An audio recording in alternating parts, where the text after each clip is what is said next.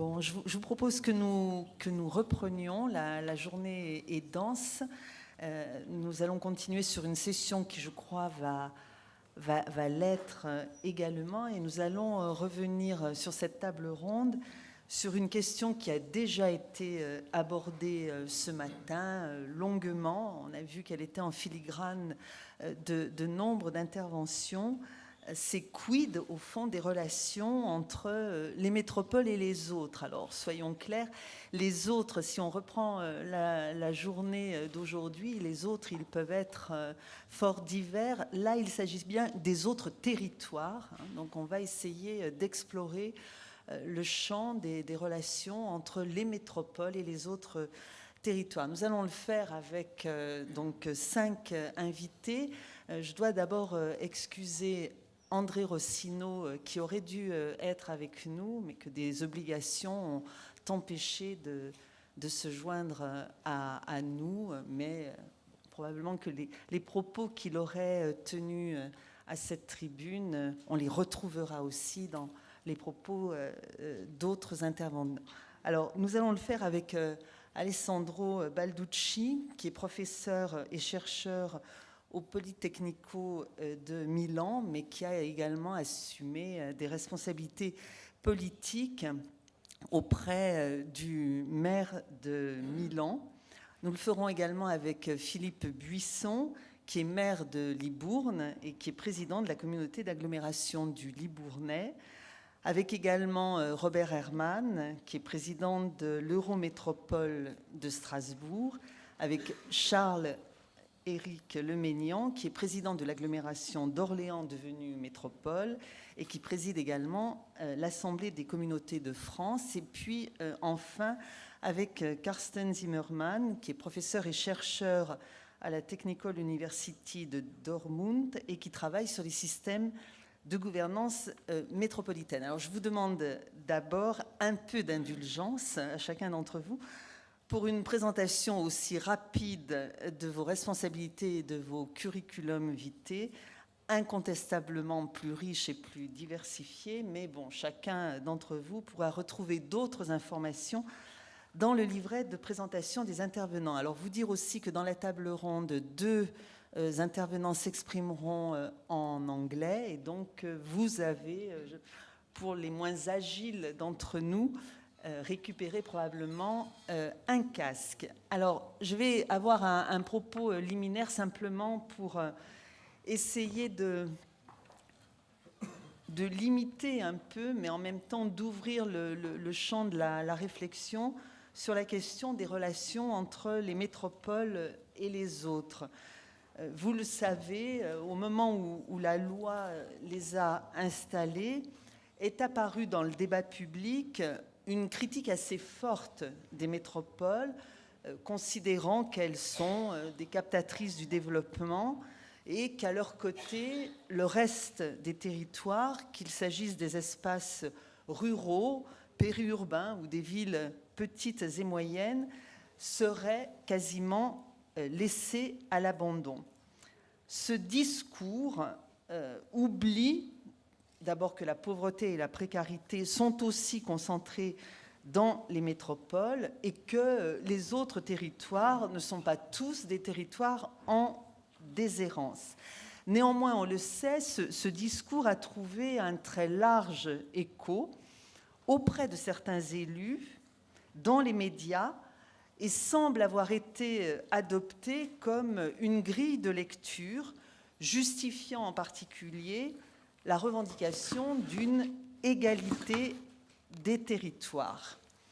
Face à ce discours sur la fracture territoriale, qui est un discours binaire et, il faut bien le dire, un peu sommaire, un certain nombre de travaux, on pourrait dire un grand nombre de travaux, invitent à penser la question en référence non pas à cette figure de la fracture territoriale, mais au regard d'une autre figure, celle d'une interdépendance entre les métropoles et leurs territoires environnants, au sein de ce qu'on pourrait appeler des systèmes territoriaux devenus plus complexes. Les métropoles ne sont pas hors sol, Elles ne sont pas simplement productrices de richesses qu'elles garderaient pour elles, elles sont bien redistributrices d'une partie des fruits de leur développement, mais, il faut bien le constater aussi, selon des modalités qui ne satisfont pas nécessairement les élus des autres territoires qui attendent de la métropole non seulement les bénéfices de l'économie résidentielle, mais aussi qu'elle délocalise par exemple sur leur territoire ce que ces élus considèrent comme étant de vraies activités productives. Alors bien sûr, il faut travailler à objectiver ces échanges, leur robustesse, leur nature, mais ce que je vous propose ici, c'est de mettre en débat la manière, ou en questionnement, la manière dont les métropoles s'intéressent à ces autres territoires et la manière dont elles organisent leurs relations avec eux.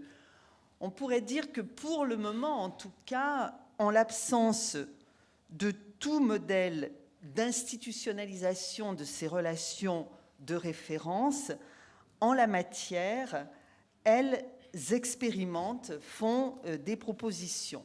On voit émerger ce qu'on pourrait appeler des scènes de transactions entre territoires qui mettent en jeu les métropoles, mais aussi les territoires métropolisés aux franges de l'espace métropolitain, mais aussi des villes moyennes, des petites villes, des territoires ruraux. L'émergence de ces scènes de transactions entre territoires revêt aujourd'hui des formes extrêmement variées. Pôles métropolitains, chartes de coopération, pactes territoriaux, pactes de réciprocité, mais aussi formules d'association, mais également parlement des territoires. Alors, la question qu'on pourrait se poser, c'est derrière la diversité de ces appellations, sur quoi porte cette interterritorialité naissante? Est-ce qu'il s'agit là de simples instances de dialogue? Est-ce qu'il y a ébauche de coopération? Quelle en est la consistance? Sur quels champs, sur quels objets porte cette coopération? On peut dire que les métropoles aujourd'hui semblent faire leur l'injonction qui leur est faite d'assumer leurs responsabilités de redistribution et d'entraînement à l'égard des autres territoires.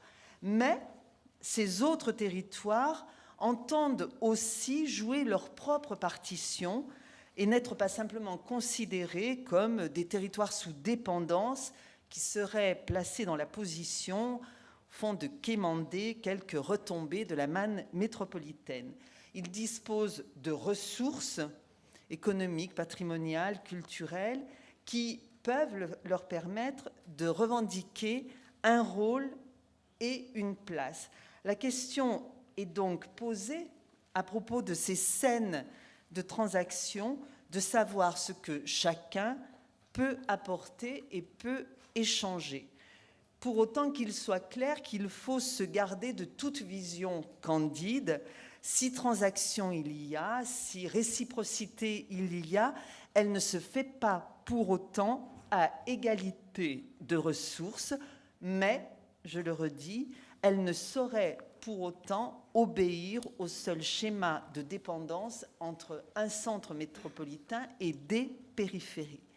Alors, si nous devons là interroger la métropole dans ses rapports avec les autres, il faut probablement aussi interroger les rapports des métropoles avec l'État.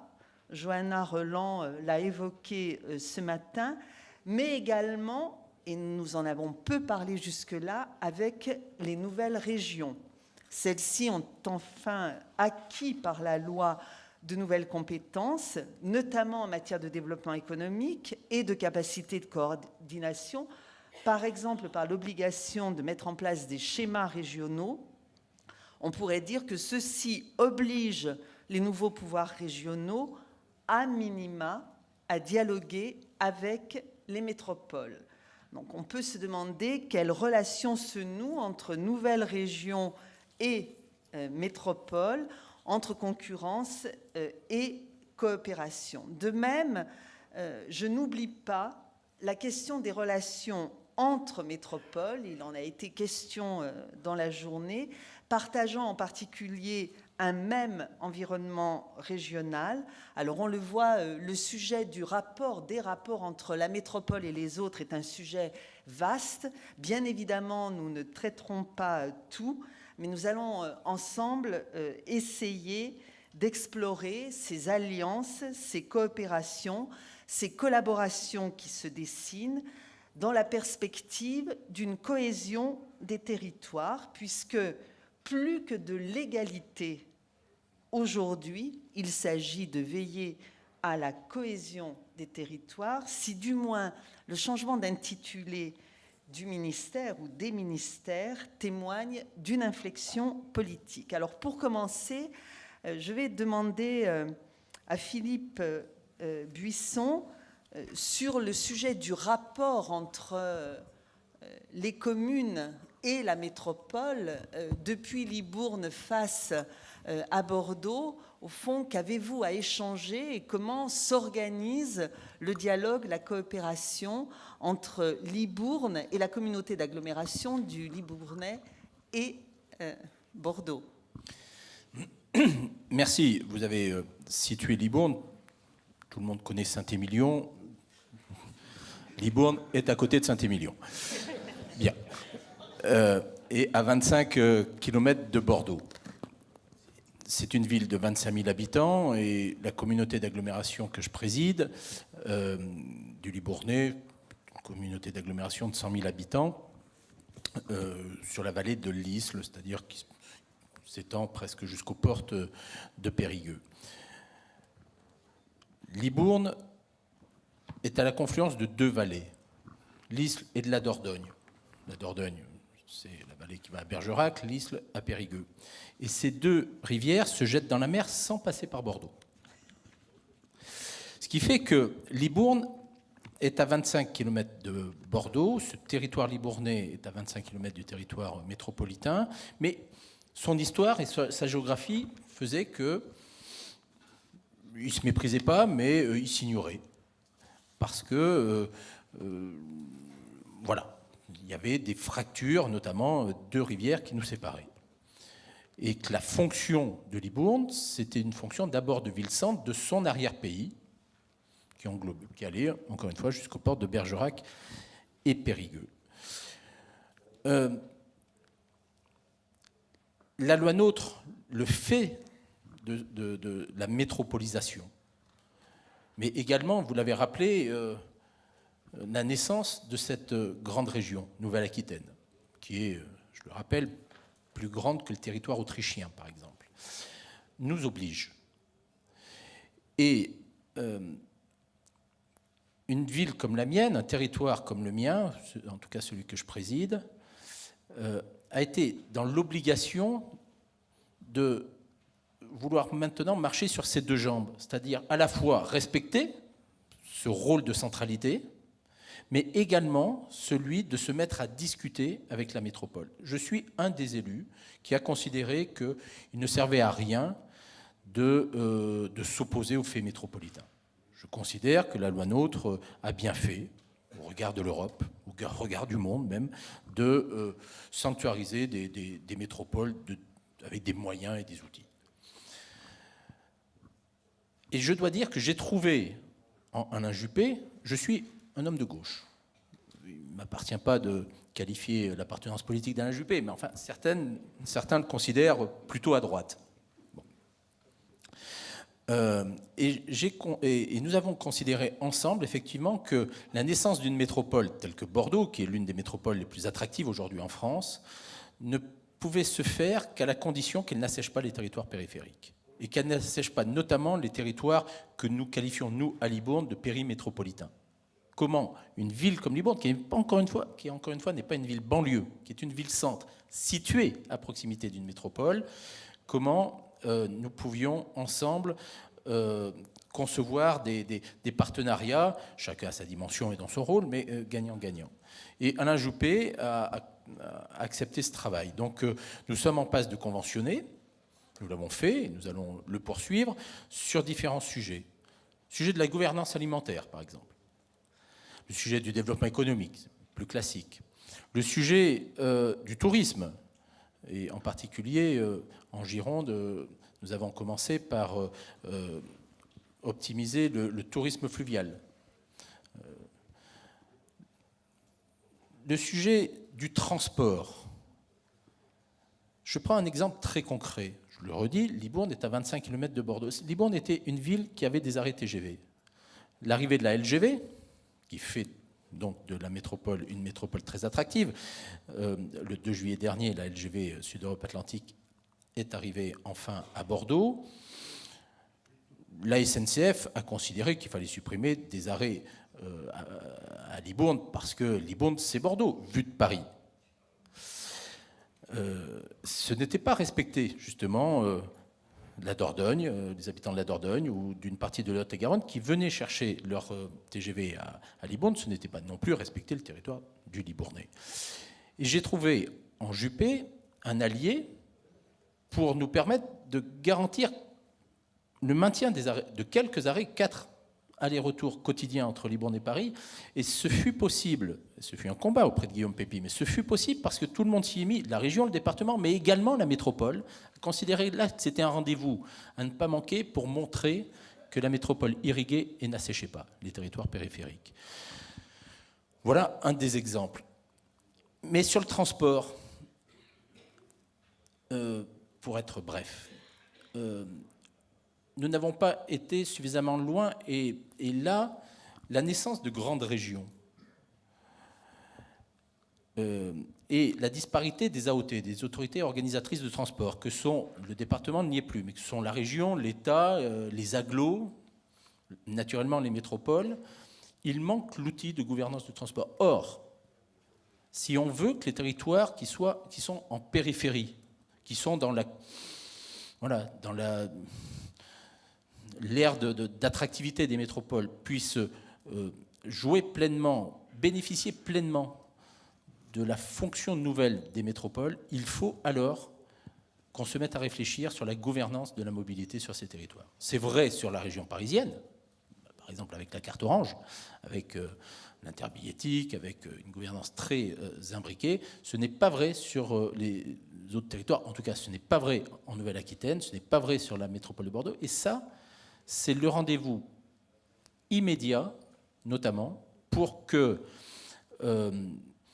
ces territoires puissent vraiment s'interpénétrer, que nous puissions bénéficier pleinement de l'attractivité de Bordeaux. En clair, certains sondages disent qu'une grande partie des cadres parisiens rêveraient de venir habiter à Bordeaux. Quand ils disent ça, j'espère qu'ils ont envie d'habiter Libourne pour travailler à Bordeaux sur les emplois créés sur Euratlantique autour de la gare Saint-Jean. Ils auraient tout intérêt, puisque le prix du foncier à Libourne est moitié moins cher qu'à Bordeaux. Bon. Donc on achète 2 fois moins cher ou 2 fois plus grand. Mais ce n'est possible que si on crée les conditions de la mobilité. Là où il n'y a pas de mobilité sur un territoire, il n'y a pas d'avenir possible. Et cette question-là est la question que j'ai envie aujourd'hui de mettre en avant. Si vous avez envie de mettre cette question en avant, la question qui est posée en termes de gouvernance n'interroge pas que la gouvernance métropolitaine, la question de la région. Oui, je l'ai dit. Oui. Voilà. Oui. Donc, vous pouvez en dire un peu plus de la manière dont, sur cette question-là, sur les enjeux que vous avez indiqués, s'organise aujourd'hui l'embryon d'une concertation, d'une coopération pour organiser les mobilités à l'échelle de la grande aire métropolitaine bordelaise, intégrant la région. Oui, la région est le chef de file sur la question du transport et de la mobilité. Sauf qu'on ne réglera pas la problématique de la mobilité de Bordeaux, qui est en plus singulière. Hein. C'est vraiment l'un des bouchons. Alors, c'était un bouchon routier, un bouchon ferroviaire. Le bouchon ferroviaire a sauté, mais ça reste l'un des bouchons routiers les plus importants d'Europe. On ne le réglera pas en associant nos amis de Niort, de Limoges et du Pays Basque et de Pau. Donc la région a la tentation pourtant d'essayer d'harmoniser. Je peux le comprendre, mais il faut qu'un syndicat mixte du transport se fasse sur les bassins de mobilité. Et donc l'écriture de gouvernance sur des bassins de mobilité qui ne sont pas, comment dire, similaires aux frontières de la nouvelle région Aquitaine, ça c'est une gageure. Alors, je me tourne vers Alessandro Balducci pour vous demander, là, vous venez d'entendre, au fond, un modèle un peu vertueux de coopération avec un maire d'une commune qui n'est pas la métropole, mais volontaire pour engager un dialogue, une coopération avec la métropole et qui rencontre un élu de la métropole, volontaire également, et bon, on nous dit... gagnant-gagnant. Peut-être que si on creusait un peu plus, on trouverait des choses peut-être moins gagnant-gagnant. Mais restons-en à ce propos-là. Dans le contexte italien, qui est un contexte institutionnel d'une autre nature, à partir de l'expérience qui est la vôtre à Milan, que pourriez-vous dire de la manière dont, dans le contexte de la métropole milanaise, se pose la question des relations entre Milan et les villes, les communes de son environnement. Et question subsidiaire, dans le nord de l'Italie, Milan certes, mais Turin, entre ces deux grandes métropoles à l'échelle européenne, situation de concurrence, situation de collaboration, pacification des relations, entente, réciprocité. Merci. Excusez-moi, je parle en anglais parce que mon français c'est très limité. This is very much linked to what has been just said. So I think that if we talk about small and medium-sized cities, we have to divide the situations which are within an urban region like this one, and situations which are far away. And I think that we have to make a strong difference between the two situations. Because we know that there is a development of the urban regions which go beyond the metropolitan institutions that have been defined. And in Italy, it is very evident. So the Città Metropolitana of Milan is just, as Corina said, just 3 million inhabitants, but the urban region is recognized by everybody is about 7 million inhabitants, between 5 and 7 million inhabitants. And it is, this is the one which is relevant for the development of many, many different policies.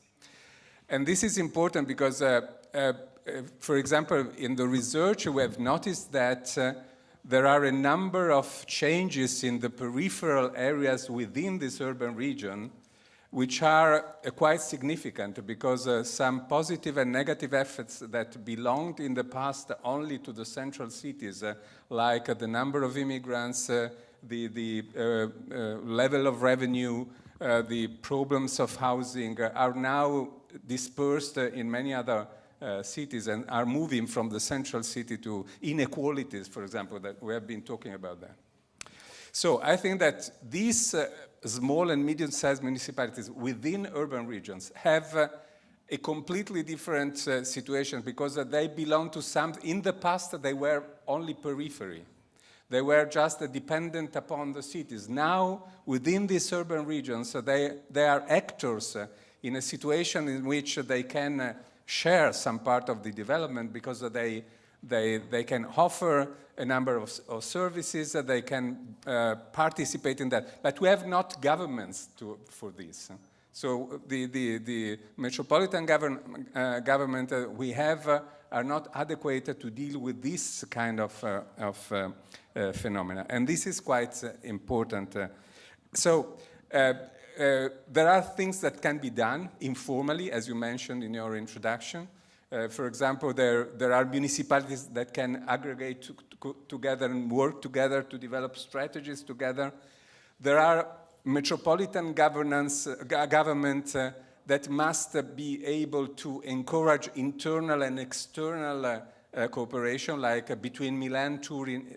To go from Milan, the center of Milan to the center of Turin is 40 minutes, and to go from the center of Milan to the center of Bologna is 40 minutes, and very soon it will be in Venice too. So that area is working all together. And many issues like transport, environment, we have a lot of pollution that cannot be dealt with at the level of the city. And so there is the need at the level of the metropolitan institution to be aware of this, not defining a new boundary. And it was very suggesting this morning, Richard Sennett saying that we have to transform boundaries into borders, so something which are permeable and encourage the cooperation of different actors. But there is also a role for regions, because the regions, I don't know the situation in France, but in Italy, regions have lost their power in the face of the strength of the urban regions, which are growing. And in this sense, they can play a strong role because they can encourage and help the cooperation among different sub-area of the urban region, which are important. So in this sense, I think that small and medium-sized municipalities in this level are in a positive situation for be part of this new kind of cooperation, but we have to invent the way in which we have to do that, because it is still not done. Then there is the other point, just a few words about that. In Italy, we have a strategy for the internal areas. You may know it. It has been established by Minister Barca when he was in the government. And they decided that the very peripheral areas are the ones that are far away from railway stations, important railway stations, important educational services, and important hospitals. We have been talking about this in the afternoon. And so they discovered that the 60% of the territory of Italy and the 23% of the population live in these areas. So these are far away from metropolitan areas, and this calls for an intervention of the state, because it is not, so if we want to create some kind of cooperation between these areas and the other ones, we have first to fill the gap that they have in terms of services, basic services like education, health, and also accessibility and transport. And so I think that this is a completely different story, and it is also to invent the way in which we can reconnect these kind of areas to metropolitan development. But this, I think, that is passing through an intervention of the state, which has also to change their role. Thank you. Juste un point, vous expliquez bien pour le nord de l'Italie, au fond, un processus de métropolisation qui intègre, on pourrait dire, tout le nord de l'Italie. Donc, à une échelle du fait métropolitain qui prendrait la totalité de ce nord-là. Dans cette logique-là de diffusion, au fond, de la métropolisation à cette échelle-là d'une immense région métropolitaine, comment les villes, par exemple Milan, gardent leur identité et leur spécificité? Alain Bourdin disait ce matin, les métropoles sont spécifiques, elles ont une histoire, une culture, c'est le cas évidemment des villes italiennes dont on parle. Dans ce vaste mouvement où on relie, où on voit bien cette logique de flux se développer, comment une ville, une métropole comme Milan affirme, garde sa spécificité, son histoire?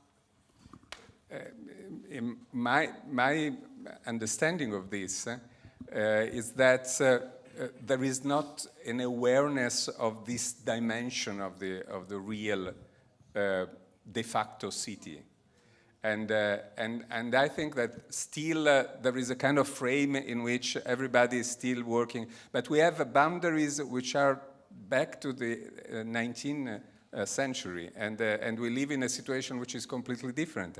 And so even if we can just look at the very positive moment of these cities, I think if they want to go farther. So if they want to prosper more than that, they have to work together with these other cities. And this is something that Turin wants to do, of course, and Venice, but also Bergamo, Brescia, all these cities which are in between, because they are not anymore in this new vision of the possible future, not anymore just peripheral medium-sized cities, but they are very important engine because they have a specificity themselves too. And in order to create this kind of interaction, I think it is possible to have a better development for this area.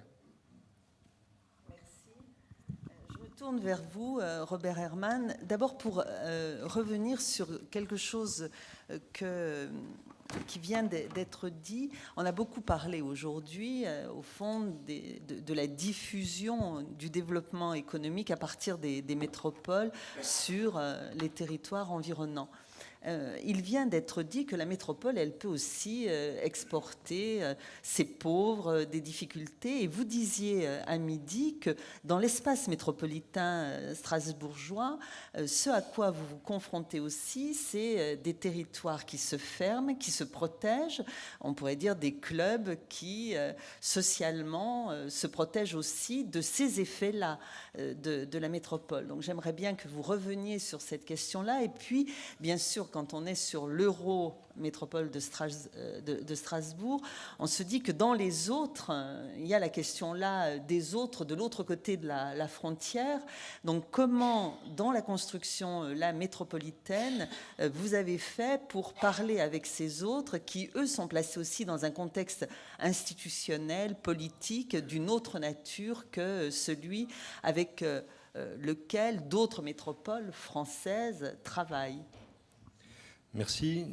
Alors, bon, d'abord pour parler des métropoles et des difficultés évoquées à midi, en l'occurrence, je reviens sur ce que disait M. Piquet, président de Bruxelles.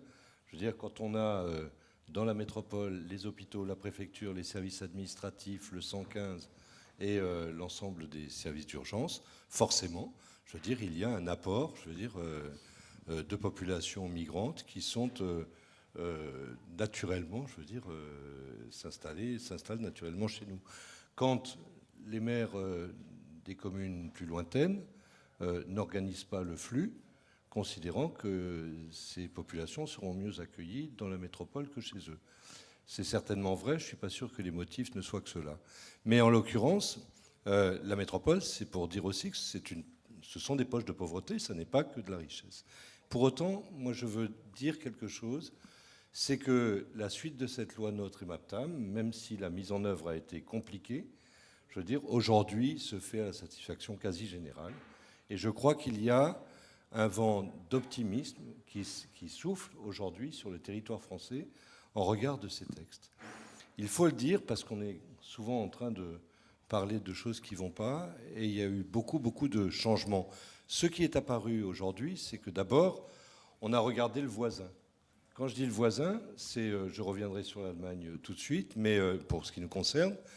Mais avant cette loi, on ne regardait pas forcément ce que faisait Nancy, qui était Nancy, dans notre territoire Grand Est, ce que faisait Metz, ce que faisait Reims. Et on fonctionnait un peu en vase clos, considérant d'ailleurs assez souvent qu'on était meilleur. C'est vrai pour tout le monde, donc j'ai pas de honte à le dire. Et en l'occurrence, je veux dire, on avançait, chemin faisant. Et je veux dire, cette loi nous a amené à nous dire, mais tout compte fait, il faut qu'on rentre dans des réseaux, il faut qu'on soit en coopération, il faut quelquefois qu'on accepte aussi cette compétition, d'où aussi la coopétition, et regardez comment on s'organise. Et puis, il y a une autre perception, celle de l'échelle. L'échelle est très intéressante. Quand vous prenez la région du Grand Est, les Vosges, dans le temps passé, sont un barrage. Dans le temps actuel, ça devient un espoir. Et ça, c'est quelque chose de très intéressant, la notion d'échelle territoriale. Je veux dire, de regarder autrement les territoires que comme des fractures, comme des difficultés, comme des frontières, je dirais, à nos portes.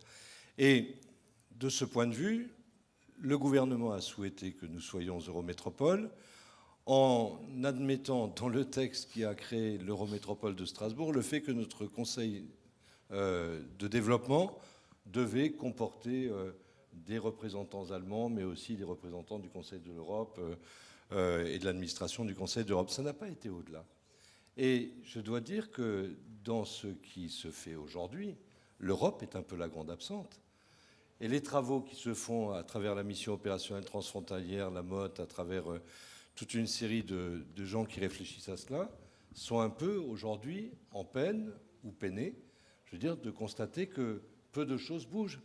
Je faisais remarquer récemment à la préfecture, travaillant sur les plans d'urgence et d'intervention d'urgence, que systématiquement, le long du Rhin, il y avait une tache blanche quand on parlait des pollutions du port au pétrole de Strasbourg.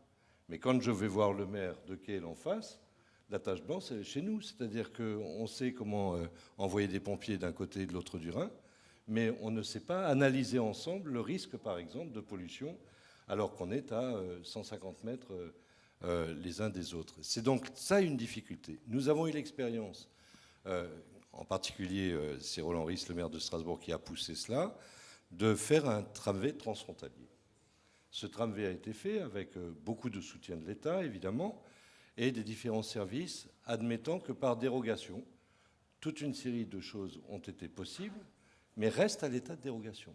Le tramway aujourd'hui circule entre Strasbourg et Kehl, les ponts ont été réalisés, mais comment est-ce qu'on transforme cette dérogation en élément plus permanent? Ça a été l'objet d'une discussion tout à l'heure. C'est un vrai sujet. Si l'on veut faire Europe, je veux dire, il faut aller plus loin sur les territoires transfrontaliers. Et le constat est que cela n'est pas facile. Alors, ce n'est pas facile pour plusieurs raisons. D'une part, en ce qui nous concerne, si on prend l'Alsace, voire si on prend la grande région Est, mais j'y reviendrai, mais si on prend l'Alsace, notre voisin, c'est le Bade-Wurtemberg, le land le plus riche d'Allemagne. C'est, je veux dire, un élément essentiel de la structuration de la politique allemande. Ce n'est pas mon voisin qui me démentira, je pense. Et en l'occurrence, c'est assez intéressant parce que les Alsaciens, qui, vous le savez, ont été beaucoup à reculons dans l'organisation de cette grande région, en définitive, n'arrêtent pas de vanter les mérites du Bade-Wurtemberg, qui, comme son nom l'indique, est une fusion d'anciennes régions, le Bade et le Wurtemberg. Et ils sont admiratifs de cela, sans mesurer que la critique qu'ils portent à la grande région, c'est la tentative de pouvoir se mettre à l'échelle des autres régions d'Europe et de faire en sorte de pouvoir effectivement traiter. Je voudrais évoquer le lien avec les territoires.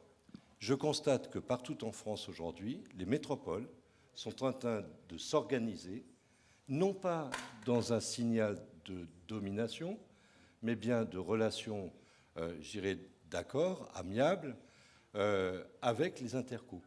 C'est quelque chose qui est nouveau. Les intercos se parlaient peu, si ce n'est dans l'organisation des SCOT. Et aujourd'hui, on travaille entre intercos sur l'élaboration des SCOT quand il n'y a pas un SCOT unique. Si André Rossino avait été présent, évidemment, lui, il a un SCOT XXL, je veux dire, unique pour la Lorraine. Mais en l'occurrence, c'est à peu près, c'est très très rare dans ce pays. Et je veux dire, nous parlons aujourd'hui dans l'élaboration des SCOT, et on le fait d'autant plus que la relation avec la région, qui n'est pas partout magnifique, chez nous elle l'est, et nous avons avec notre président de région, avec son exécutif Richert, je veux dire, une relation qui est extrêmement productrice et extrêmement heureuse, je dirais, sur l'élaboration des plans principaux, SRADET et schéma de développement économique, SR2I. Par conséquent, nous nous sommes, nous, installés, et c'était aussi là quelque chose de neuf dans nos stratégies, dans des stratégies d'alliance. Ça n'a pas été vrai partout, mais cette question a été posée. Et elle est, je dirais, d'une manière indirecte, posée à toutes les collectivités. Et d'être dans des stratégies de rupture ou des stratégies d'alliance. Et on voit bien à travers ce que tu disais tout à l'heure que ça a été, à un moment donné, un choix de dire nous n'avons plus le choix, ou nous avons le choix, ou pour des raisons tactiques, de décider de s'allier ou de ne pas s'allier. En l'occurrence, ça a été de s'allier. Et cette manière de travailler, elle est extrêmement intéressante. J'en viens au territoire périurbain. Je veux vous raconter quelque chose qui me paraît assez symptomatique de ce qui va se réaliser dans les temps à venir. Je ne participe pas de ceux qui pensent que les métropoles vont assécher les territoires au-delà de son périmètre. Il y a dans les Vosges ce qui donne beaucoup d'espoir dans un territoire qui est souvent considéré comme étant en difficulté majeure, un espace où s'est créé d'abord un pôle de compétitivité sur le bois, un maire extrêmement dynamique, une communauté de communes volontaires et de jeunes start-upers qui ont décidé de s'installer pour monter des instruments à base de bois, en particulier de hêtre, qu'ils utilisent de la forêt vosgienne. Ils font aujourd'hui des planches de surf tout à fait magnifiques, de très haute technologie avec de la fibre carbone, mais surtout du bois, des planches à roulettes, et puis des vélos, et puis des lunettes.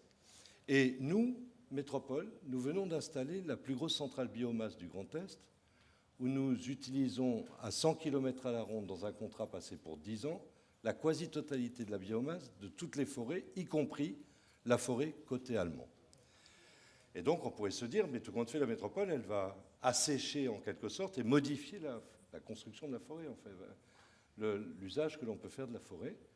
Et nous sommes en train aujourd'hui de travailler à voir, avec le PUCA en particulier, mais d'une manière volontaire sur notre région, comment est-ce qu'on peut intégrer beaucoup plus de bois noble dans l'ensemble de nos constructions. Si on fait cela, on va redonner vie à la forêt. Et le lien des universités avec l'ensemble du territoire devient un lien tout à fait pertinent et tout à fait intéressant. Catherine Trottmann, qui est vice-présidente en charge du développement économique au sein de l'Eurométropole, a inventé un truc qui est absolument génial, qui s'appelle Tango et Scan. Tango qui fait plutôt penser au passé, et Scan plutôt à l'avenir. En fait, il s'agit de quoi? Il s'agit d'artisans qui sont limités dans leur espace économique, qui ont, comme beaucoup d'artisans, l'angoisse de recruter des gens par peur de ne pas avoir le marché pour tenir l'emploi. Et de l'autre côté, des gens qui n'ont pas le savoir-faire manuel, qui sont des geeks créatifs, mais qui, ont du mal à développer un projet. Quand on met les deux ensemble, ça donne des créations d'entreprises absolument magnifiques. Et de ce point de vue, nous avons dorénavant élargi ce concours à l'ensemble de la grande région, avec Nancy et Metz en particulier. La prochaine fois sera avec Reims.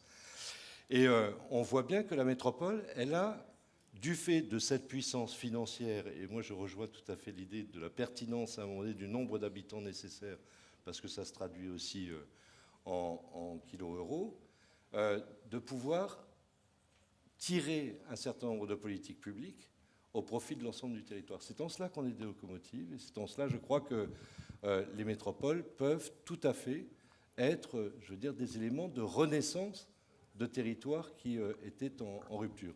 Et je voudrais m'arrêter là-dessus. On a évoqué depuis la loi le fait que les métropoles pourraient être des dangers, mais avant qu'il n'y ait la loi, est-ce que le phénomène de métropolisation n'amenait pas ces mêmes territoires qui aujourd'hui critiquent les métropoles, à ne pas concevoir leurs propres risques, au point où, ils étaient dans l'incapacité de bouger. La nouvelle loi, elle autorise aujourd'hui à bouger, elle le favorise et elle le permet.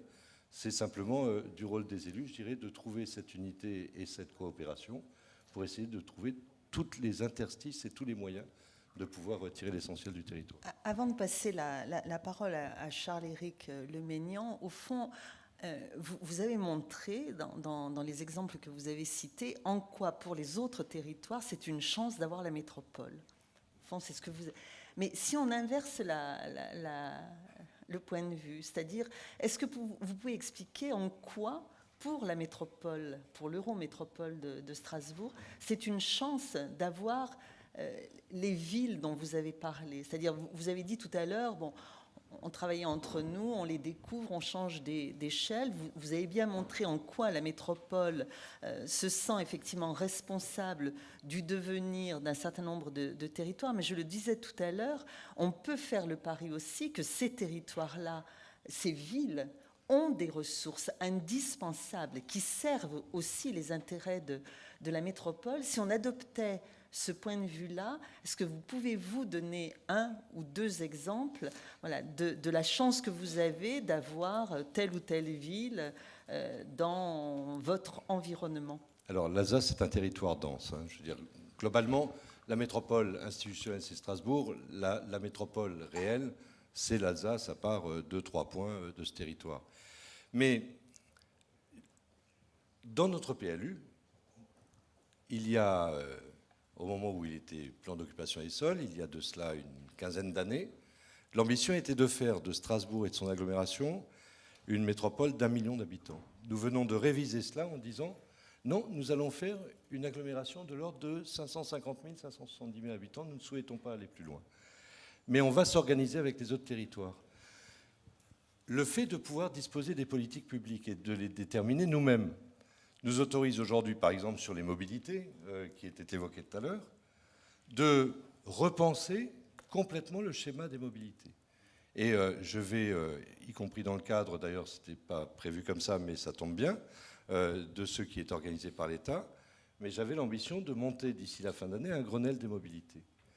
Parce qu'il nous faut traiter des problèmes de désordre et de bouchons que nous avons, pas aussi importants que les vôtres, fort heureusement, mais n'attendons pas de les atteindre, et de faire en sorte qu'on puisse faire que Haguenau, qui est à 40 km de Strasbourg, Célestat à 40 km, gardent leur zone industrielle. Il ne s'agit pas pour nous d'être prédateurs.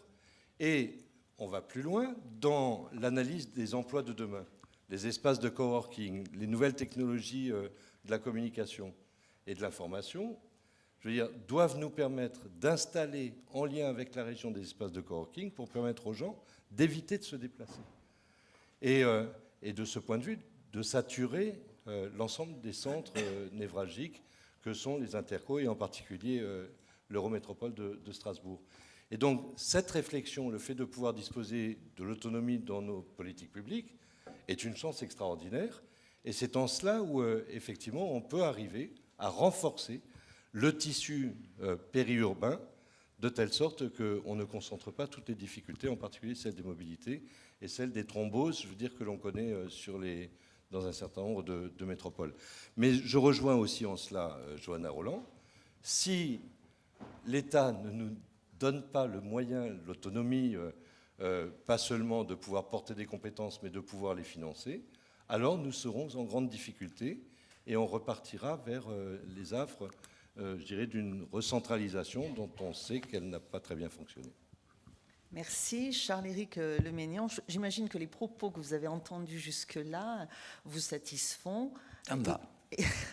Puisqu'il relève de ce modèle de l'alliance entre territoires urbains et territoires ruraux que vous portez. Donc ces propos-là vous inspirent quelle réflexion et quel commentaire. Et je reviens à ma question, parce que Robert Herrmann n'a pas tout à fait répondu à ma dernière interrogation. C'est-à-dire, il montre bien comment le modèle de développement de la métropole strasbourgeoise et la volonté éventuellement de ne pas capter cette totalité du développement pour permettre aux autres territoires de continuer à se développer. Mais il ne me dit pas, ou il ne m'a pas répondu à la question, quelle chance avez-vous d'avoir ces territoires? C'est-à-dire que vous apportez-il? C'est-à-dire, est-ce qu'il y a là des aménités, des ressources de ces territoires, au-delà de celui indiqué par Philippe Buisson tout à l'heure, du foncier, venez donc vivre chez nous et habiter chez nous, vous aurez un plus grand logement. Non, mais d'autres éléments, bien sûr, je caricature votre propos. Mais voilà, elle vous apporte quoi? Non. Je vais répondre quand même, mais très rapidement. Je veux dire, en l'occurrence, chacun sait que dans nos centres, nous manquons de foncier et que si l'on veut être dans la compétition nationale et internationale de pouvoir accueillir des entreprises, il faut que l'on soit dans la transaction avec l'ensemble du territoire. En cela, je veux dire, le fait de faire unité est quelque chose qui est très important pour les régions dans lesquelles nous sommes. Faute de quoi, je veux dire, on sera en permanence en train de refuser, de rejeter des possibilités de développement. Et par conséquent, je veux dire, il y a là un intérêt partagé, mais qui est un intérêt réel et qui ne peut être porté que par la métropole, parce que les entreprises ne viendront pas s'installer, je veux dire, si elles ne trouvent pas, en particulier ou d'une manière assez générale, une université pour les enfants des cadres, des écoles, des éléments de loisirs, de théâtre, etc. Et par conséquent, je dirais qu'il y a là des complémentarités tout à fait nécessaires. Alors effectivement, les propos précédents me conviennent parfaitement. Et d'ailleurs, c'est le thème de notre congrès de l'Assemblée des communautés de France le 5 et 6 octobre prochain. C'est les défis des solidarités ville-campagne. Alors effectivement, cette opposition urbain-rural, je reconnais, commence un peu à m'horripiler. Son côté schématique, le côté marketing des bouquins de Christophe Guilly m'agace souverainement parce que quand on rentre dans le détail, on se rend bien compte que là-dedans, il y a beaucoup d'exagération et beaucoup de caricatures. D'abord, il n'y a pas une ruralité. Ça veut dire quoi, la ruralité? On nous dit il y a 40% des habitants de France qui habitent, des ruraux donc, qui habitent dans des communes de moins de 10 000 habitants. Oui, je veux bien. Mais les communes de 10 000 habitants, elles sont souvent à 5 km de Strasbourg, de Bordeaux, de Rouen ou d'Orléans. Donc, j'ai moi, dans mon agglomération, une commune qui fait 400 habitants. Et je pense que ça doit être le cas chez toi aussi. Donc voilà, donc il y a l'urbain périurbain, il y a le rural périurbain, il y a le rural qui est une caractéristique spécifique de la France, qu'elle partage sans doute avec l'Italie, qui est le rural qui accompagne des chefs-lieux de canton. Des petites villes. C'est Libourne, même. Libourne, c'est une grande ville, pardon. Et il y a troisièmement, le rural qui n'a pas de pôle, le rural vraiment profond, entre guillemets, qui lui a véritablement des difficultés, parce qu'effectivement, elle n'a rien qui tire le développement. Et aujourd'hui, c'est vrai que la nouvelle économie est compliquée, bien qu'elle a un vrai potentiel dans l'économie résidentielle qui se développe aujourd'hui. Donc il y a plusieurs ruralités. Et puis aussi une autre chose, il y a un phénomène qui est le développement de l'intercommunalité. Les nouveaux schémas de coopération intercommunale ont rationalisé les périmètres de l'interco qui maintenant se rapprochent, je dis bien se rapprochent, des bassins de vie. Et c'est l'idéal. C'est là où on peut mener les grandes politiques publiques, ce que j'appelle les politiques grenelliennes, plus le développement économique. C'est forcément le cadre pertinent des relations. Et on se rend compte aujourd'hui, ce qui est très intéressant, il faut suivre avec attention ces nouvelles communautés d'agglomération qui sont ruralo-urbaines ou urbano-rurales, comme vous voulez. Regardez le cas de Reims. Reims, c'était une agglomération, une communauté d'agglomération qui faisait 16 communes, très denses, 220 000 habitants, dont 180 000 pour la seule commune de Reims.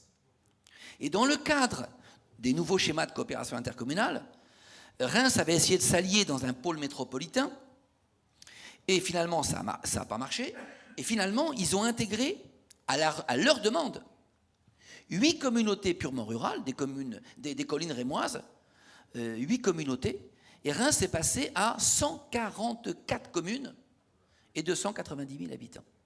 Et c'est très intéressant, ce sera très intéressant de voir comment vont évoluer ces nouvelles intercommunalités. Et en particulier, une thématique sur laquelle je reviendrai, que tout le monde a évoquée, et ce qui me frappe, c'est que c'est quelque chose qui n'était pas dans le discours politique et qui le devient maintenant complètement, la question des mobilités. Car aujourd'hui, l'équation financière, je ne veux pas rentrer dans la technique des transports, que je connais un petit peu, aujourd'hui, le client ne paye que 20% du coût du transport. Mais quand on va augmenter les périmètres de transport urbain, on aura des bus qui auront moins de clients. Et donc, ça coûtera plus cher.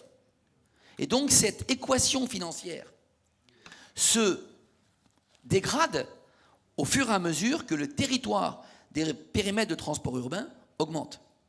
Et donc, on a aujourd'hui une question fondamentale que pourra sans doute nous permettre de traiter la nouvelle économie digitale et les nouveaux systèmes de covoiturage. Blablacar fonctionne très bien pour du ville à ville, mais le Blablacar des proximités, ça n'existe pas encore. Si, il y a plein de startups qui se sont montées, mais en revanche, elles ne trouvent pas aujourd'hui le business model qui permette de les faire vivre. Alors, il y a maintenant quelques grands territoires qui, justement, donnent cette dimension qui permet de traiter cette question du transport, mais quand on le traite au niveau d'une agglomération, on peut très bien l'élargir au niveau de l'aire urbaine, voire au niveau du département. Et donc là-dessus, on a bien un exemple de l'intérêt commun que l'ingénierie territoriale des grandes agglomérations peut apporter à leur territoire périphérique. Ça, c'est le premier point. Le deuxième point, c'est que moi, je pense qu'il faut être optimiste. Écoutez-moi, tous ceux qui ont fait des études de droit et d'aménagement du territoire se rappellent du bouquin de Jean-François Gravier, Paris des déserts français de 1947. À l'époque, c'est vrai que les études, on les faisait forcément à Paris. Moi, j'habite à Orléans, mes enfants, juste après le bac, ils sont partis, ils voulaient tous aller à Paris. Quelle est la révolution? Ils voulaient au départ. Déjà, mon enfant, ça commençait à changer. Depuis 30 ans, quel est vraiment le phénomène qui a modifié le paysage de la France? C'est l'explosion des grandes villes de province. Beaucoup plus que l'évolution de Paris.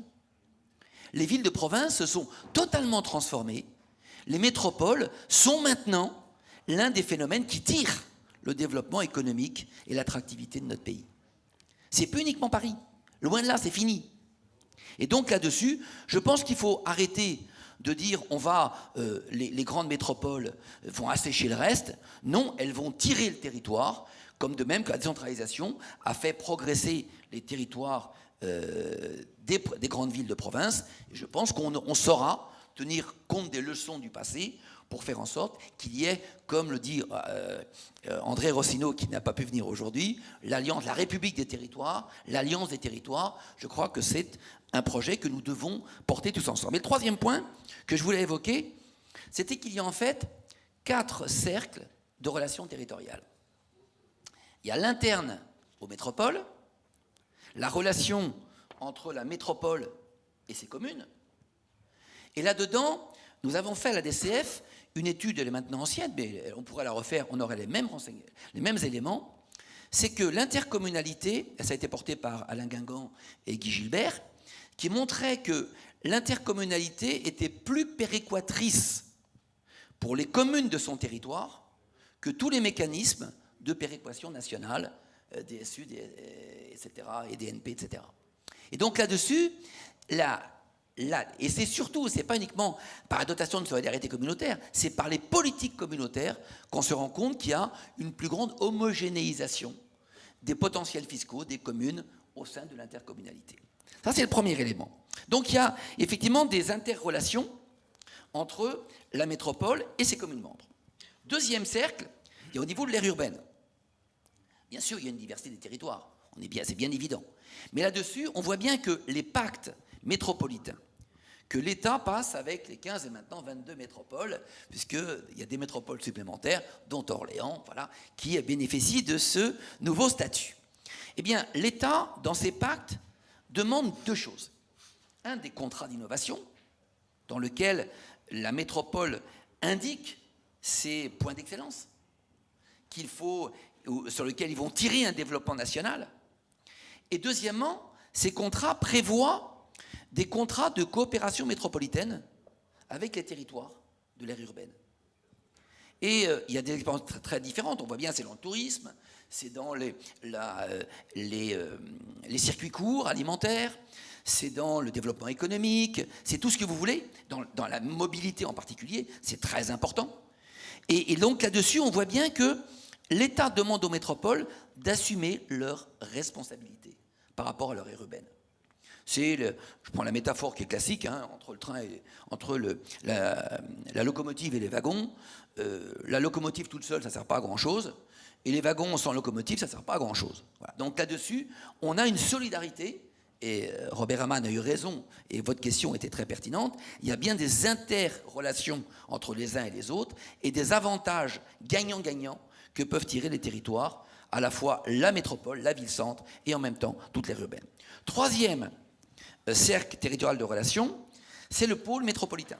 Ce sont les pôles métropolitains. Alors, d'un point de vue juridique, le pôle métropolitain n'apporte pas grand-chose. Il y avait des associations qui pouvaient très bien en tenir lieu. Mais c'est important de voir que, au-delà de la relation entre la métropole et son aire métropolitaine, beaucoup ont senti le besoin de se renforcer. Tu l'as évoqué avec Metz et Nancy et Reims. Nous, on le fait avec Tours, puisque Tours reste une métropole, et on a dit, on passe tous les 2 métropoles, mais il est fondamental qu'on travaille ensemble et qu'on transcende les oppositions classiques que vous avez entre Nancy et Metz, entre Orléans et Tours, entre Rennes et Nantes, etc. etc. Il faut qu'on travaille ensemble, et on va donc créer ce pôle métropolitain, et on développe des politiques communes, par exemple sur la French Tech, d'une façon qui ne se passait pas auparavant. Concrètement, maintenant, on bosse ensemble, ce qui n'était pas le cas. Et donc, là-dessus, les pôles métropolitains sont en troisième cercle territorial de relations. Et enfin, le quatrième, je vais dire quelques mots, c'est la relation avec la région. Alors, Robert Herrmann a dit que ça se passait bien dans le Grand Est. C'est pas vrai partout. Mais globalement, ça se passe en général bien en matière économique. Pour le schéma régional de développement économique, pratiquement partout, ça se passe bien entre les intercos, les métropoles et la région. Pour le SRADET, le schéma d'aménagement du territoire, qui intègre le schéma régional d'intermodalité, c'est parfois plus compliqué. On n'a pas terminé. Mais là, effectivement, je pense que les régions n'ont pas intégré complètement le fait que la prise de compétence du transport scolaire va modifier complètement leur stratégie de transport public. Ce n'est pas du tout la même chose. Pour ma région, le TER, c'était 30 lignes, dont 2 représentaient 60% des voyageurs. Maintenant, lorsqu'une région, toutes les régions ont une politique de contractualisation avec les territoires, souvent avec les PETR ou les pays, eh bien, là-dedans, le volet mobilité va devenir d'autant plus important que la région a maintenant la compétence transport scolaire et interurbaine. Et donc, je pense que les régions n'ont pas pris encore la mesure de l'ampleur de la révolution de leurs compétences que constitue le transfert de la compétence du transport scolaire. Voilà. Donc, les régions, alors, le risque qu'il peut y avoir, il faut être clair, il y avait avant une opposition qui était connue politiquement entre la région et le département. C'était classique, ils se bouffaient le nez en permanence. Pas toujours, mais en Bretagne, ça se passait bien, mais souvent, c'était comme ça. Ben maintenant, il y a un petit risque qu'il y ait ce conflit entre la région et les métropoles. Ça peut se passer dans un cas qui ne doit pas, à mon avis, se développer. C'est lorsque la région, pour des raisons qui lui appartiennent, fait une politique de saupoudrage et n'est pas capable de définir des priorités dans son schéma d'aménagement du territoire. Il va bien falloir qu'elle tranche.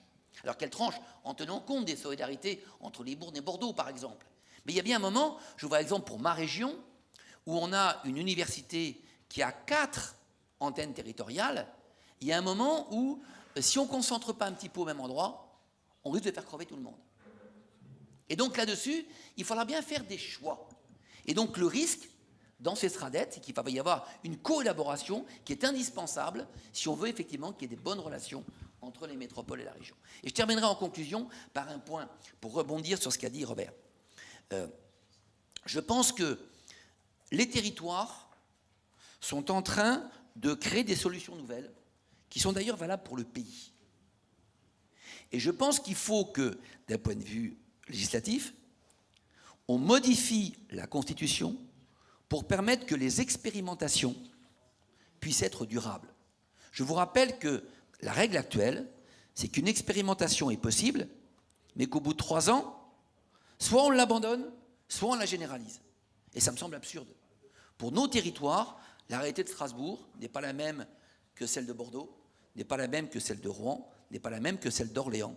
Il faudra qu'on soit capable d'avoir une France qui tienne compte de sa diversité pour pouvoir enrichir les uns et les autres. Alors, au point où on en est là, on a le sentiment à vous écouter, au fond, que tout va bien. C'est-à-dire, tout le monde coopère. C'est un peu la Sainte Alliance. Et vous êtes, au fond, des militants de la coopération. Non, mais je le dis sans ironie. Vous êtes des militants de la coopération et on voit bien là, effectivement, sur quelle base, bon, interdépendance, intérêt commun, bon, on voit bien. Je voudrais me retourner quand même vers Philippe Buisson, parce qu'au fond, à cette table, vous êtes le seul représentant du petit pousset, hein, on va le dire comme ça. Vous avez entendu des représentants de métropoles, d'acteurs métropolitains, dire tout l'intérêt qu'il y a à cette coopération. Vous l'avez dit vous-même. Est-ce que tout est aussi évident, clair? Est-ce qu'il n'y a pas quand même des points sur lesquels il peut y avoir divergence d'intérêts? Et d'autre part, on voit bien là, et vous y veniez dans votre conclusion, qu'on est dans un pays de tradition jacobine, qu'on est là dans une expérimentation qui s'adapte aux contextes locaux, donc avec des modalités d'organisation de la coopération qui relèvent d'apprentissages locaux. Est-ce que, je me tourne vers vous, est-ce qu'il y a besoin là d'aller vers un système plus normatif, ou est-ce qu'il faut rentrer effectivement dans une logique où il faut faire suffisamment confiance aux acteurs locaux pour inventer des modèles de coopération qui est une certaine robustesse, qui sécurise aussi les relations, et dans ce cas-là, dans ce cadre-là, pour ce qui est de la métropole bordelaise, quel pourrait être le modèle idéal? Je ne vais pas franchement répondre à votre question. Alors j'y reviendrai. Non, et malheureusement sans moi, parce que je dois prendre un avion. Mais oui, il faut faire confiance. Et oui, la loi NOTRe nous oblige à de la confiance, à du dialogue, à rompre, avec des fractures territoriales, des fractures politiques, à rompre même avec des fractures générationnelles. Non, ce qui manque autour de la table, pour être tout à fait honnête, et c'est pourquoi je ne vais pas répondre à votre question, qu'est-ce qui ne va pas bien? C'est que là, autour de la table, il y a les métropoles, il y a le périmétropolitain que je peux représenter. Mais est absent celui qui ne se situe pas dans l'attractivité urbaine, dans l'interland d'une métropole. C'est ça qui manque autour de la table. C'est là où le risque est prégnant. Le maire de Bergerac, qui se situe à 50 km de Libourne, et donc à 80-90 km de Bordeaux, il n'aurait pas forcément mon discours. Les maires de la Creuse, les maires, même des maires girondins qui se situent en marge du département, n'auraient pas forcément mon discours. Eux ont peur de devenir des territoires d'Indiens. Vous dites métropole et les autres. Il y a les autres qui sont proches, ceux-là s'en tireront. Les autres qui sont plus éloignés, j'espère s'en tireront, parce qu'effectivement, je pense que les métropoles sont des moteurs des territoires intermédiaires. Mais ceux-là ont peur. Et je le dis ici, ça ne rejoint pas forcément votre discours, enfin votre propos, mais l'un des marqueurs, pardon de le dire, c'est les votes électoraux, les votes extrémistes, qu'ils soient d'extrême droite ou d'extrême gauche d'ailleurs, mais prenons l'extrême droite comme marqueur, cette sensation d'abandonner, cette crise d'abandonnite des territoires. Les territoires périmétropolitains ne sont plus en crise d'abandonnite. Les territoires qui ne se situent plus dans l'aire métropolitaine, eux, la loi NOTRe ne leur répond pas. C'est là où d'ailleurs le maintien des départements peut être un outil de péréquation et de stabilité. C'est là aussi où la région et l'État, les régions et l'État ont intérêt, avec de grands partenaires que sont la SNCF par exemple, de réfléchir à l'abandon uniquement du tout TGV pour mieux irriguer les territoires. C'est ça qui manque autour de la table. D'accord. Avant de donner la parole à Carsten Zimmermann, et je sais que Charles-Éric Léménian voulait rajouter un mot quand même sur Bergerac et les territoires de la Creuse, peut-être bien quand même qu'ils ont à voir avec les phénomènes de métropolisation, parce qu'on pourrait dire à Bergerac, on sait, comme d'ailleurs dans la Creuse, qu'un certain nombre de salariés londoniens viennent éventuellement s'installer. Peut-être que le problème de ces territoires aussi, c'est qu'ils ont une place qui n'est pas celle qu'ils voudraient dans ce système de redistribution des rôles des territoires. Peut-être qu'on peut garder cette question-là, parce qu'effectivement, ces territoires-là sont absents. Avant de me tourner vers Carsten Zimmermann, je sais que vous vouliez rajouter un mot, donc je vous donne la possibilité de le faire. Merci, c'est gentil. Oui, je pense qu'il ne faut pas faire d'angélisme. Quand on dit qu'il faut faire des priorités dans des schémas régionaux d'aménagement du territoire et dans des projets de territoire, Ça veut dire qu'en fonction de nos contraintes financières et de ces qu'elles sont lourdes, il va falloir qu'on fasse des choix, qu'on choisisse des projets, qu'on abandonne d'autres. Donc là, la coopération, c'est aussi un combat. Ce n'est pas forcément simple. Deuxième élément, ce qu'on développe toujours à l'Assemblée des communautés de France, c'est de dire l'accord local, sinon la loi. Faisons confiance aux territoires. S'ils ne sont pas capables de se mettre d'accord, eh bien, appliquons la loi. Alors, je me tourne vers vous, Carsten Zimmermann. Vous avez entendu des acteurs de la métropolisation et des métropoles françaises, mais aussi italiennes, parler de ces coopérations. Je l'ai dit tout à l'heure, plutôt militants, sur l'image un peu d'une sainte alliance. Vous avez, et vous travaillez depuis longtemps sur les systèmes de gouvernance métropolitaine, vous avez y compris relu un certain nombre de travaux produits par les chercheurs dans le cadre de POPSU 2, au fond, que vous inspire à la fois la relecture à laquelle vous avez procédé de ces travaux, et puis ce que vous venez d'entendre d'un modèle quand même assez vertueux. Les chercheurs, généralement, sont sur des positions plus critiques ou plus interrogatives.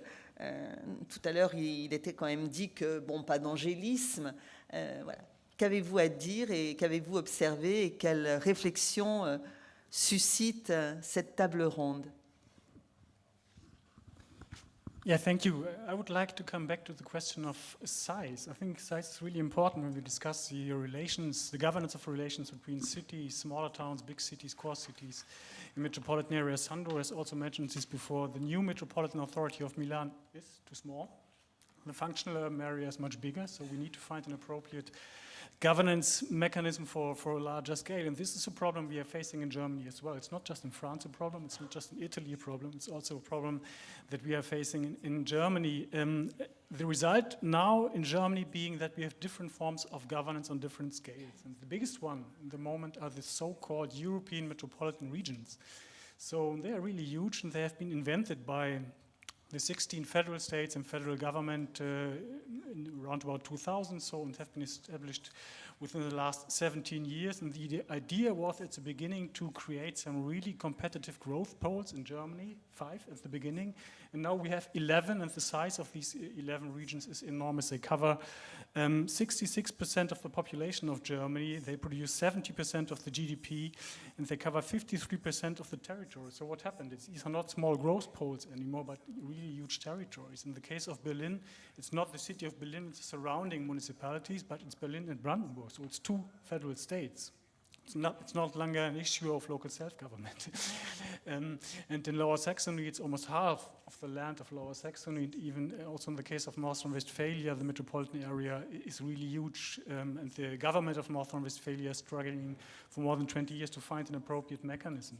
So the motivation to make these, to design these European metropolitan regions in this size so big was because the smaller municipalities in the countryside, in the rural areas, they claimed we want to be part of it. We want to be part of this story. We want to be part of these European metropolitan regions. And most of the Länder governments agreed and included them. It's the case in Stuttgart, in Munich, in Lower Saxony, and also in the case of Berlin, with the ultimate result being that governance doesn't work. So, because these areas are too big. So they're too big to arrange, to establish governance mechanisms that are really reliable and produce reliable results. So size, making it simply bigger, may not be the appropriate answer to the question of size. We have better examples on the lower scales, on the lower territories of government. There's someone raising his hand. Plus fort? Oui. So, okay. So, okay, we have better experiences, better examples on the lower scales, and then I can speak also about the models that have been used in these cases. One example that I think is quite good is the region of Hanover. The region of Hanover has been created in 2000. It's a result of a merger or an amalgamation of the city of Hanover, the county of Hanover, and the planning association, the regional planning association that existed. So it comes quite close to a metropole, what you're establishing right now in France. Maybe it's even stronger, has a directly elected regional assembly responsible for all kinds of tasks, public transport, etc. So it's quite strong institution. And after a few years, the people in power in this region of Hannover said, well, we need to establish more and better relationships with the surrounding smaller municipalities in the countryside, because they wanted to extend the public transport network, the light railway network. This region of Hannover is responsible for the light railway network. And so the municipalities surrounding this region gathered in a voluntary association, and this voluntary association is now a partner of the region of Hannover. So the pattern that we can observe here, we have a very strong core, the region of Hannover, that cooperates with a soft form of metropolitan governance on the next scale. And I think this is a model that we can follow. And we observe similar patterns also in the city of Stuttgart, in the metropolitan region of Stuttgart. It's the same pattern. We have a strong institutional core. The Verband, the Regional Planning Association, is quite strong with a directly elected regional assembly, a lot of functions allocated to this region. And it has now quite reliable functional relationships with the surrounding planning association. So a combination of strict hierarchies and strong institutions with softer forms of negotiation and governance on the second scale. This might be a solution that might work. And one thing I wanted to add, maybe in some cases, metropolitan governance is not the answer. I think you mentioned it before. It's also a question of public financing. So the question of balancing metropolitan development, sharing burdens of metropolitan development, is the question of fiscal equalization schemes that we have in Germany. And this operates quite well. The state of Hesse changed this mechanism 2 years ago. Before, it was considered to be unfair because Frankfurt, a rich city, benefited from this mechanism. So it was considered to be unfair from the smaller municipalities.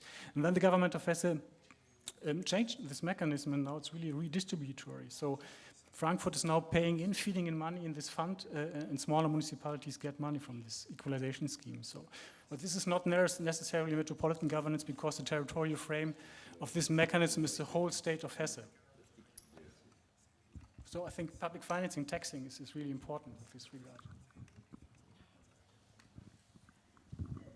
Merci. Là, vous introduisez dans votre propos une toute autre dimension à la nécessaire construction de l'interterritorialité à l'échelle là, de très très vastes régions. L'heure avançant, je ne sais pas si nous allons avoir le temps de prendre des questions, parce que je vois que normalement nous ne sommes pas très loin de la fin. Si vous en étiez d'accord, nous n'en prenons pas. Mais par contre, j'en pose une dernière, qui n'est peut-être pas tout à fait simple, en vous demandant de répondre chacun de manière très brève.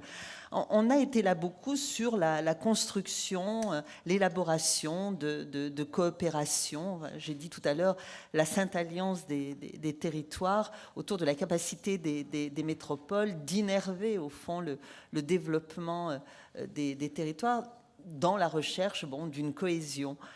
Il y a quand même une question qui se pose, qui est la question un peu démocratique. Là, on était sur les institutions, des collectivités qui se parlent entre elles. Sur ces territoires, il y a des gens.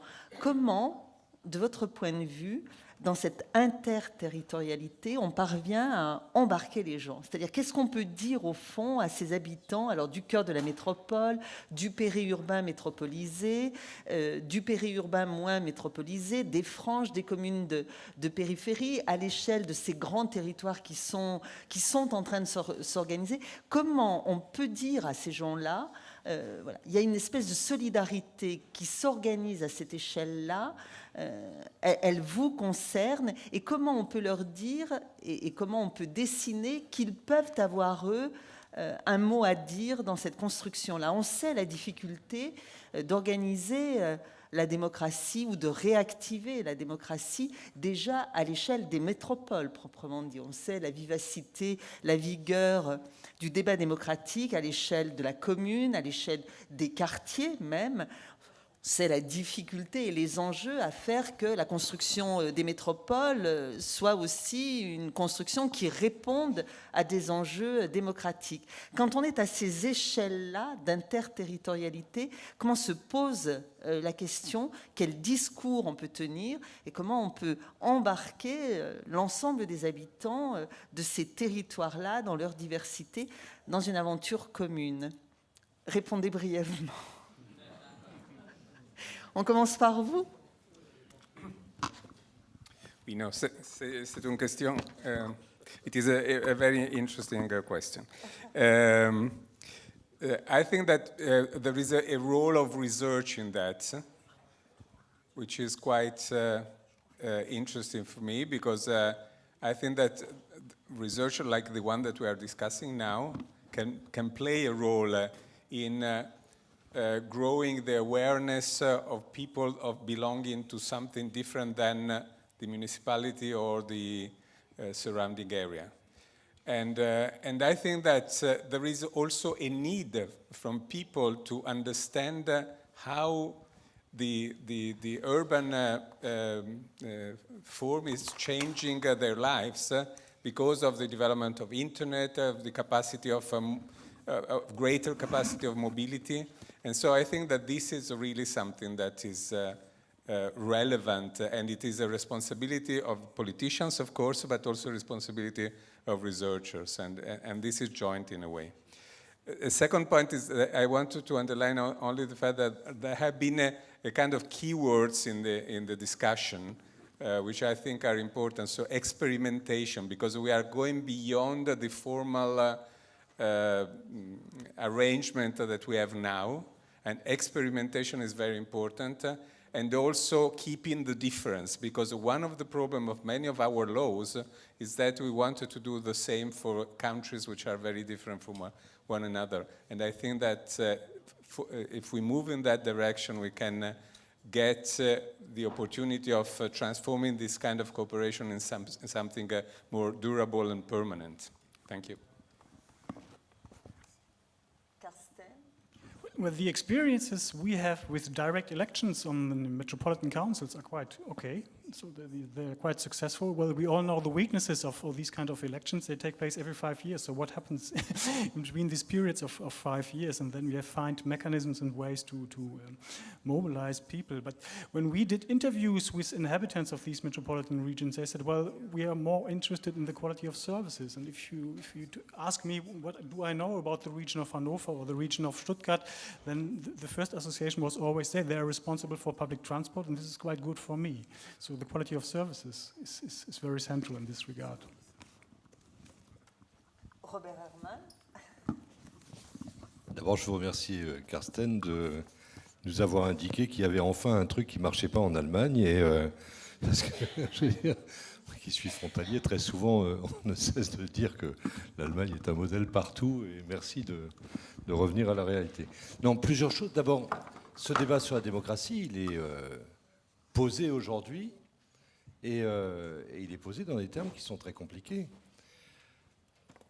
On voit bien que le rapport à la population, il est aujourd'hui principalement dédié aux maires.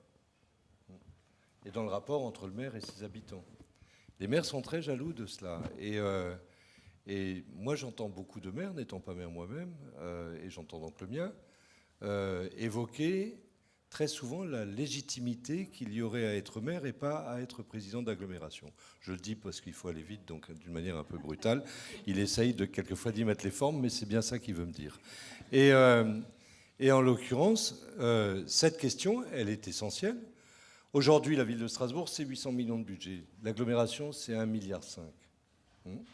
Et il n'y aurait pas de possibilité pour les concitoyens d'avoir une possibilité de débattre des choix, de débattre des orientations, des politiques publiques structurantes. Cette question, elle est posée.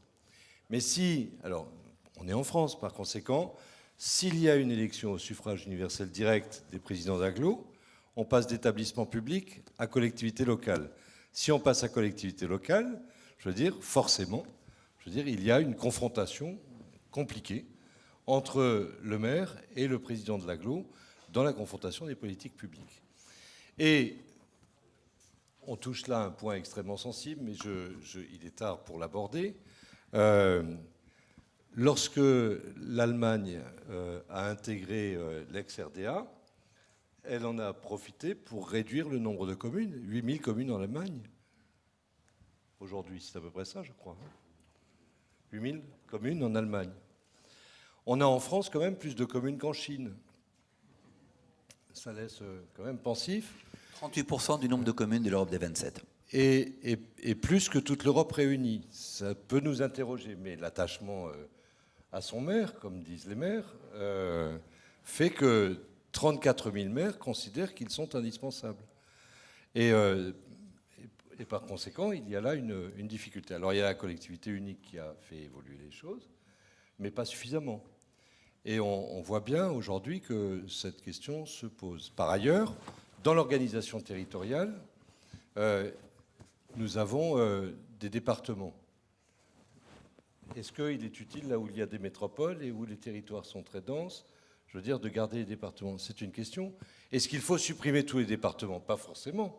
Faisons dans le détail local, en fonction des réalités et du possible.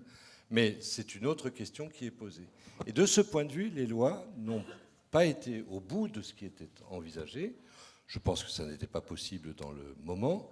Mais de toute évidence, le schéma institutionnel français devra évoluer. Un mot quand même par rapport à l'Allemagne, pour le situer d'une manière concrète. On est dans un État fédéral. Je rappelle qu'en Allemagne, les Landrats, donc les préfets, sont élus et ne sont pas nommés par le gouvernement, et que les grosses administrations sont les administrations des Landrats, hein, donc des préfets. Que les maires ne sont pas élus en même temps que leurs conseils municipaux, ce qui amène à l'obligation de négocier en permanence. L'Allemagne a une grande pratique de transaction. Ça n'est pas le cas chez nous. Et je veux dire, tout cela amène à de très grandes différences culturelles dans la manière d'approcher l'ensemble des problématiques démocratiques, je dirais, des communes où nous sommes plus dans la confrontation. Mais pour conclure, je veux dire quand même que l'évolution de la loi MAPTAM et NOTRe a amené à apaiser les rapports politiques dans ce pays et peut-être à réhabiliter la politique au sens de l'élaboration des politiques publiques et à la nécessité qu'il y a de les confronter entre les uns et les autres. Et les fractures ne sont plus simplement des fractures de posture, mais sont effectivement des éléments de fond quand on parle de transition énergétique, quand on parle de transition numérique, quand on parle de mobilité, quand on parle de l'ensemble de ces thématiques-là. 3 éléments de fait d'abord. Les projets intercommunaux ont été largement absents des débats des municipales de 2014. Deuxième constat, je vous rappelle quand même que, hormis les communes de moins de 1000 habitants, le fléchage constitue une élection directe des conseillers communautaires. Troisième élément, on est en France très franchouillard et que, y compris à l'université, on est assez mauvais pour voir ce qui se passe dans les pays d'Europe. Et pourtant, on a beaucoup de choses à apprendre, ne serait-ce que la diversité qu'ils ont dans leur structure infranationale. Alors maintenant, je suis un homme politique et je suis pragmatique. Est-ce que ça vaut le coup d'agiter un chiffon rouge ? Dans ma relation entre président de l'Assemblée des communautés de France et celle des maires de France, François Baron m'a dit le chiffon rouge, c'est l'élection. Et c'est vrai, je rejoins ce qu'a dit Robert Herman, si on se lance dans un débat sur l'élection au suffrage universel direct des conseillers communautaires sur la circonscription communautaire, vous mettez le feu dans les relations avec les communes. Et il y a un fort risque qu'il y ait un blocage et qu'on risque en arrière. Je prends l'exemple des PLU intercommunaux. Il y a eu un débat très compliqué. Quand on a voulu le donner aux intercos, ça a été, les maires ont hurlé. On a mis un système dans lequel une minorité de blocage de 25% des maires suffit pour bloquer le PLUI. Mais concrètement, ça se passe bien. On est maintenant à plus de 600 PLU intercommunaux. Ils regroupent 75% de la population française. Pourquoi bloquer les choses? Moi je dis avançons, faisons progresser l'intercommunalité et les choses viendront d'elles-mêmes après. Dans un second temps, je crains que acheter ce chiffon rouge ne ferait que bloquer les choses. Aujourd'hui, moi je plaide pour une pause législative, qu'on nous laisse simplement des possibilités d'expérimentation et on verra dans un second temps, en 2020, parce qu'inévitablement un jour, la question démocratique se posera. Merci. Alors, écoutez, évidemment, on pourrait continuer. Et là, vous ouvrez à des questions qui auraient pu nous occuper probablement toute la soirée. On va peut-être arrêter là. Il y a encore une longue journée. Donc, un certain nombre de questions reviendront probablement au débat demain. Je voudrais dire que nous étions entre gens de très bonne compagnie sur cette table ronde. Je remercie voilà, les participants. Pas eu de mouches qui volaient, on les entendait. Donc ça veut dire probablement que vous étiez très fatigués ou que l'intérêt des propos vous a passionné jusqu'au bout. En tout cas, merci pour votre attention et puis merci pour la qualité de vos contributions sur un débat difficile et qui va nous occuper probablement longtemps encore. Alors, avant de passer à des choses plus festives, Alain Bourdin va prendre la parole pour un mot conclusif provisoire. Alors, vous inquiétez pas, c'est un discours flash, 1 minute. plus 2 ou 3 annonces qu'on a besoin de faire. Le discours flash, d'abord, je suis très content que ça se termine par le terme d'expérimentation et que ce soit l'occasion de dire prenons l'expérimentation au sérieux. Après tout, ce que nous avons essayé de faire aussi dans ce colloque, c'est quelque chose qui relève de l'expérimentation. On essaie de mettre ensemble, de faire dialoguer des gens qui ne dialoguent pas toujours facilement, chercheurs, acteurs et en particulier élus, ce qui n'est pas toujours le plus simple. On voit que ça ne se limite pas du tout à la surface des choses, mais qu'on peut aller assez profond dans les questions en ayant ce type de dialogue. Donc on a expérimenté ça. On a expérimenté aussi de faire quelque chose d'assez transversal, c'est-à-dire de ne pas se focaliser sur un seul thème, celui de la gouvernance, etc., etc. Et on voit aussi que finalement, c'est possible de faire comme ça. Le dialogue s'instaure et on n'en reste pas du tout à quelque chose qui serait seulement de la langue de bois, de la communication, etc.